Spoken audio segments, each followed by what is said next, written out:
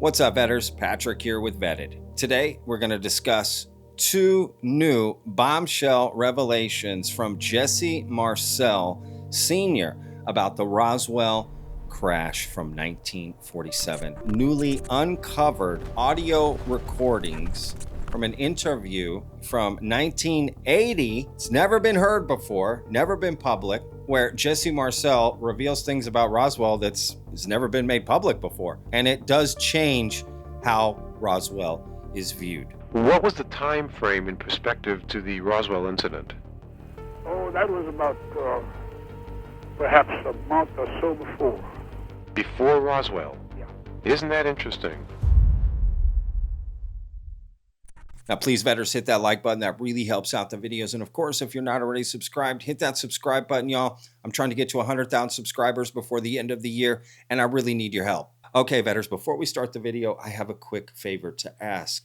We have a hotline that you can call and leave a message, and we play those messages at the very end of each video, right? Something new we just started. Well, I have a special request. We have an upcoming psionics documentary that'll probably be ready around Christmas. That's not concrete, but we're in the editing phase, done filming, but there's something else that we want to add potentially. So if you want, please call the hotline, leave a message about psionics. Either you've had an experience with psionics or just your thoughts on it, whatever you want that's connected to psionics. Leave a message and we will potentially use some of the message or all of the message or a mix of them in the upcoming documentary as part of a montage sequence. So if you feel like being in the psionics documentary, this is your chance. All right. So hotline's open. Leave a message. Back to the video. Now, before I jump in and show you these clips, let me give a special shout out to Somewhere in the Skies podcast with Ryan, who messaged me about these particular clips. Huge shout out to him. I'm going to put a link down below in the description. Please go check out this full interview because they share other unearthed audio recordings. Now, where do these recordings come from? Why are they just coming out now? What does Jesse Marcel say in them? We're going to get to all of that. But first, let's familiarize ourselves a little bit with the UFO crash from Roswell in 1947.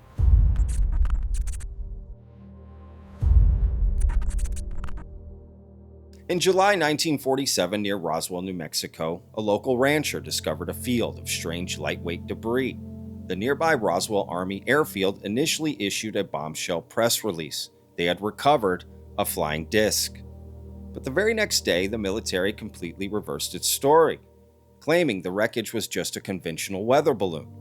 This immediate, high-level retraction is the fuel for the enduring conspiracy. The real story, believers claim, is that the military found a crashed extraterrestrial spacecraft and its alien occupants. This high-stakes find was instantly covered up. Witnesses claim to have seen non-human bodies and fragments of incredible, non-earthly material that could not be ripped or burned. The debris was supposedly flown to secret locations like Area 51 for reverse engineering. And for decades, the government insisted it was a weather balloon, then later admitted it was a top-secret Project Mogul spy balloon.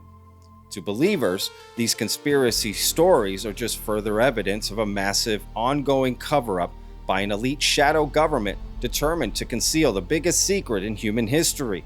We are not alone. The truth, they say, is still out there.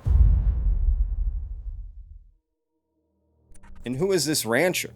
The rancher who discovered the debris on his property near Corona, New Mexico was William Mac Brazel, often referred as W.W. Mac Brazel. He was the one who collected the unusual material and eventually took it to the sheriff in Roswell, which set the whole incident in motion. And who is Jesse Marcel Sr.? Major Jesse A. Marcel Sr. was an intelligence officer at the Roswell Army Airfield in 1947. He was the first military officer tasked with investigating the debris found on the ranch near Roswell. He accompanied the rancher, Mac Brazel, back to the debris field to collect the material. Famously, he was later photographed with the wreckage, which the military then publicly identified as a weather balloon. Years later, as a retired lieutenant colonel, Marcel publicly stated in 1978 that the weather balloon explanation was a cover story. and he believed the debris he recovered was extraterrestrial. This interview helped reignite interest in the Roswell incident as a conspiracy theory, which brings us to today's video. Because the things that Jesse Marcel reveals in this interview, which only took place 2 years later from this initial interview in 1978, this unearthed recording that is in 1980, he states things that change the dynamic of what has become the Roswell story. Now, before we get to the two clips, right, from this audio interview, because it's almost an hour long, but I've just got a couple clips to share. Here's Ryan from Somewhere in the Skies podcast to explain where the recordings came from and who brought them forward. But I'm also excited to bring you this interview this week with the one and only David Marler, the preeminent triangular UFO researcher and the curator, creator, and executive director of the National UFO Historical Records Center. Now, in his time of curating the center, David Marler has been given audio files, audio reels that have never been made public before. So you are going to hear some of those for the very first time ever. You're also going to hear clips from a 45-minute interview that took place between Lee Spiegel and Jesse Marcel Sr. And guys, there is stuff in this interview that you've never heard before. Things that will completely change your perception of what happened in Roswell in 1947 and what Jesse Marcel Sr. saw and experienced that day when he was the first to arrive on site. Our mutual friend, Lee Spiegel, who, of course, we lost a couple of years ago, when Lee passed, we inherited his collection. And we haven't had time to go through the hundreds of recordings that he has. But I have a dear friend, Toby Martinez, down in Roswell, New Mexico, who came up and he's looking at some of the Roswell material we have. And Toby, I have to give him credit. He is truly objective as it relates to Roswell. He's not sold on any pet theory or any one conclusion. He's really objective in his approach. And he wanted to hear some of the tapes that we had. We have, and I'm just using this as one example of things that we're starting to get new insights on. We have original recordings between Lee Spiegel and Jesse Marcel Sr. from 1979, 1980. Early interviews. So basically this place in New Mexico that just opened that has all of this stuff about UFOs, right? This historical center is phenomenal because it's unearthed audio recordings like this, right? Which is unbelievable. And these aren't the only audio recordings. Stay tuned to the very end because I have a very special surprise I haven't mentioned for those of you that stuck around for the video. There was an unearthed Vandenberg audio recording, okay, from Vandenberg Air Force Base, the same Vandenberg Air Force Base that Jeffrey Nucatelli testified to most recently in the September UFO hearing, right? Now, but this one is from the 60s, and they unearthed audio recording of military officers talking about these UFOs flying around, and it's unbelievable. Stay tuned to the end for that because I have a special surprise. But now, back to Roswell. So, now that we've learned where they've come from, let's listen to the very first clip from Jesse Marcel Sr., again, an unearthed recording never heard before, talking about seeing a UFO a month before the Roswell crash. One little incident that I never revealed to anyone. One night, since I had charge of security on the air base, the provost marshal, who was working under me, you see, called me at my house. He told me to hurry up and go to the base immediately.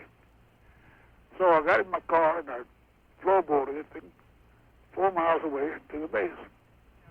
And while going out there as fast as my car could run, I saw some lights in the sky, but it was defined formation. It is perfect V formation. And it was visible for about maybe two or 3 seconds. Mm-hmm. From overhead to be on the horizon. So I never questioned what that was. It's just maybe a shooting star or something like that, but I've never seen meteorites in formation. And in fact, when I got to the base, I told Major Easley, who was the provost marshal, that I'd seen that. He says, yeah, some of the boys over here saw that too. And at the rate it was traveling, it was traveling thousands and thousands of miles per hour. I knew we had no aircraft capable of making that speed. So we let the whole thing go. But they were lights. Now what it was, I still don't know. How many lights were there? There was a formation of 5 In a V shape. in a V shape. And I saw it just so momentarily that I could see the numbers. That's all. what was the time frame in perspective to the Roswell incident? Oh, that was about perhaps a month or so before. Before Roswell? Yeah. Isn't that interesting? Yeah. Had you heard of other UFO sightings in that area of New Mexico? No, I didn't keep up with that. Yeah. Those are not my duties. So again, shout out to Ryan over at Somewhere in the Skies podcast. Link down below to go check out the full interview and clips and all that. There's a bunch of stuff there, so please go check that out. Jesse Marcel sort of insinuating, claiming that he saw a UFO a month before Roswell is interesting. That's interesting because that means UFOs was on his mind when he came upon this wreckage, right? Does that hurt his credibility? Is that why this interview didn't go out? Is that why this was never released to the public? I don't know. What do you think? Does it add to his story? Maybe it adds credibility. Let me know what you think down in the comments. Now, let's get to the second clip where Jesse is going to talk about the actual UFO and the crash because it's a crash, but not in the way you think, according to Jesse Marcel. You see, there was no impact site at Roswell, according to him, according to this interview, right? Again, never heard before. But he claims that the UFO was sort of disintegrated, right, in the air and that the pieces fell to the ground. And that's what he recovered, as opposed to a craft crashing into the ground, right, and explosion and dirt everywhere, right? Much different. So, I don't know. What do you think? Take a listen. This is what happened. I scoured the ground. I looked all over the place to see if I could see any scar on the ground. It's something that had fallen out of the sky and hit the ground. But that was not an evidence at all. It was obviously something that exploded while in flight and scattered all the fragments on the ground as it traveled. Okay. And from the direction of that everything was pointing, it was from the northeast to the southwest. Now I didn't cover the entire area because it was quite an area to cover. We were busy picking up fragments. So that's how it all happened. When we got the carry-all loaded up, I sent the CIC agent back to the base with it, and I stayed there and picked up and filled my car with it. And later on took off. And it was about 8 o'clock at night when I got home with it. Going back to the original weather balloon story. Right. Why? Why do you think they did that? Well, that's why I couldn't say. I don't know why. I kind of get the feeling that maybe when the material was brought in and after the initial analysis, it proved to be so significant that perhaps the people needed more time before they wanted to make a statement. It's possible. I'm very... Well, they've had 33 years to make this statement. They haven't made it so far. Isn't that interesting? And now command has gone down through several hands. That's right.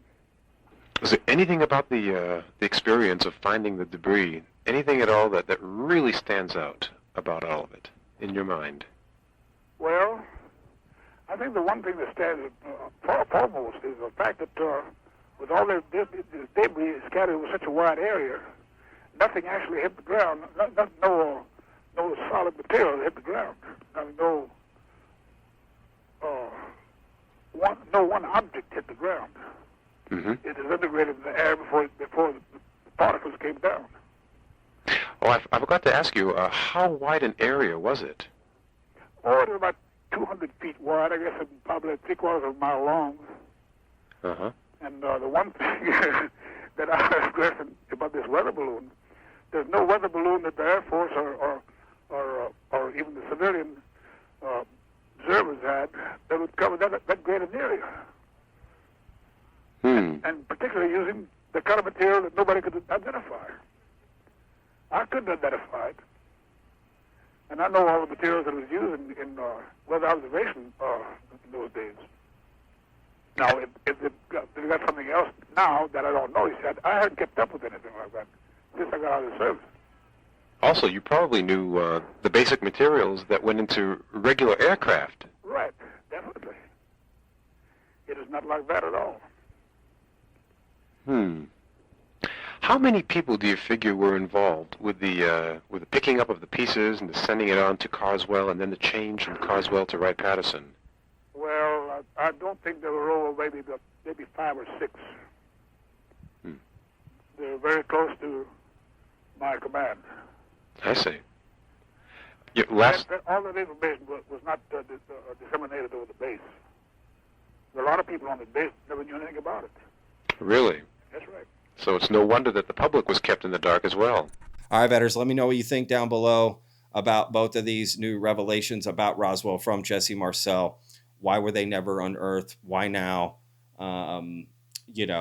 Does it change? Does it hurt his credibility? Let me know what you think. So if you remember earlier, I said I had something special for you at the end if you stuck around. So here we go. So Ryan, also during this interview, they discussed a Vandenberg case from the 60s, and they unearthed an audio recording as well that's never been heard before. Check this out.